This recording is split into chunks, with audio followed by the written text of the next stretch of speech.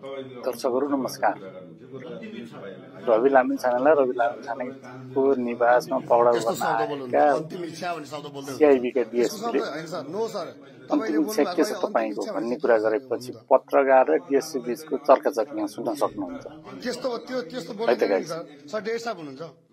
अन्तिम इच्छा भन्ने हुन्छ सर, एउटा पक्राउ गर्न आएको मान्छेलाई अन्तिम इच्छा भन्ने हुन्छ। त्यस्तो हुँदैन नि सर, त्यस्तो हुँदैन नि सर।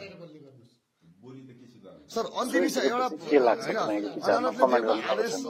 अदालतले दिएको आदेशलाई अन्तिम इच्छा भन्यो सर। एउटा डीएसपीले एउटा पक्राउ गर्न आएको व्यक्तिलाई अन्तिम इच्छा भन्दै हुन्छ उहाँले।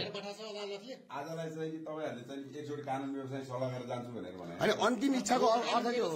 देशब हजुरको नाम के हो रे? हजुरको नाम? अनि नाम त भन्न मिल्दैन सर। देशब नाम मात्रै हैन, तपाईको आईडी पनि हेर्ने अधिकार हुन्छ। जसकै नाम होइन तपाईको आईडी हेर्ने नै अधिकार हुन्छ। अन्तिम इच्छा पढ्न सर, अन्तिम इच्छाको अर्थ के हो? अदालतको आदेशमा सरकारी वकिलले पठाएको पक्राउ पुर्जी चाहियो। त्यो त चाहियो।